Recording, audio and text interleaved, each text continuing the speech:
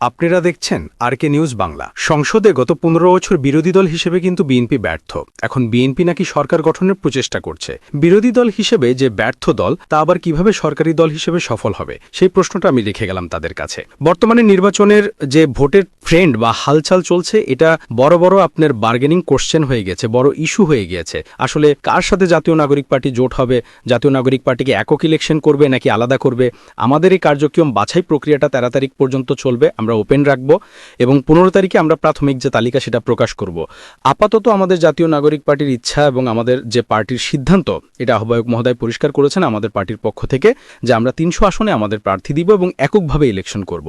তবে একটি কথা থেকে যায়, যেহেতু বর্তমান পরিস্থিতিতে দেশ একটি সংকটকালীন মুহূর্তে রয়েছে, সেই জায়গাতে বিএনপি এবং জামাত ইসলাম যদি সংস্কার প্রক্রিয়াগুলো একটি জায়গাতে আসে এবং তারা যদি সংস্কারের ভবিষ্যতে বাস্তবায়ন করবে এই মর্মে প্রতিশ্রুতি দেয়, তাহলে বিএনপি অথবা জামাত যে কারোর সাথে আমাদের জোট হতে পারে। কিন্তু আমাদের এই যে প্রাথমিক যে শর্তটা রয়েছে বিচার সংস্কার, এই বিষয়ে আমরা যদি সমাধান না হয় তাহলে কারোর সাথে কোনো জোটে যাব না। আর 2024-এর পরে এই পূর্বে যে ধরনের হলো 4 দলীয় জোট, মহাজোট, এইটা এবার হলো কাজ করবে না। আপনারা জানেন প্রত্যেকটা পার্টি তার নিজস্ব প্রতীকে হলো নির্বাচন করতে হবে। তো সেই জন্য হলো প্রতীক বিক্রির দিন শেষ।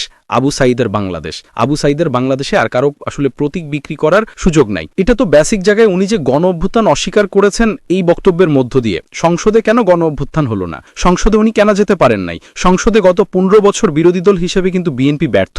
এখন বিএনপি নাকি সরকার গঠনের প্রচেষ্টা করছে। বিরোধী দল হিসাবে যে ব্যর্থ দল, তা আবার কিভাবে সরকারি দল হিসাবে সফল হবে, সেই প্রশ্নটা আমি রেখে গেলাম তাদের কাছে। 300 আসনে এটা আমরা তো প্রার্থী দিব, প্রতিবার প্রার্থী দিব। সেখানে 1-2টা আসন গণ অভ্যুত্থানের যারা লিডার রয়েছে, সেখানে যখন সংস্কার প্রক্রিয়াতে ওনারা আসবেন এবং যদি না আসেন, সেখানে তো আমরা অনেক কিছু কম্প্রোমাইজ করব না। তো সেখানে আমরা বলছি যারা এই ফ্যাসিবাদ অভ্যুত্থানে যারা অংশগ্রহণ করেছিলেন, দলীয় নেতৃবৃন্দ, আমরা তাদেরকে সম্মানের জায়গাটা রাখবো। তবে সেই জায়গাটা থেকে 2-1টা আসন কম হতে পারে, এটা হলো বিষয়। যখন আপনি পার্সেন্টেজ আকারে বলবেন, আপনি তো ফুল, ওই যে আপনি তো একদম অঙ্কে মনে হয় মাস্টার, এই জন্যই হলো এভাবে বললেন। এটা রেটরিক অর্থই বলা হয়ে থাকে, সেইভাবে একটু বুঝলে ভালো হবে। আমরা এখানে একটি রাজনৈতিক তত্ত্বের আলাদা একটা ঘর রয়েছে, সেখানে যে যাচাই বাছাইকরণ প্রক্রিয়া, আমরা সেটা বলে দিয়েছি যে জাতীয় পার্টি এবং আওয়ামী লীগ প্রশ্নে আমাদের কোনো ছাড় নয়, এটা আমরা অনেক আগেই বলে দিয়েছি। এবং আপনি যখন ওয়েবসাইটে প্রবেশ করবেন, সেখানে এই প্রসেসটা মেনটেন করা আছে ওইখানে, এবং একটা নির্দিষ্ট ফিও দেওয়ার মেনটেন করা আছে। কারণ আমরা এই দল চাঁদাবাজি, সন্ত্রাসী টাকা চালাইতে চায় না, জনগণের টাকাই চালাইতে চায়।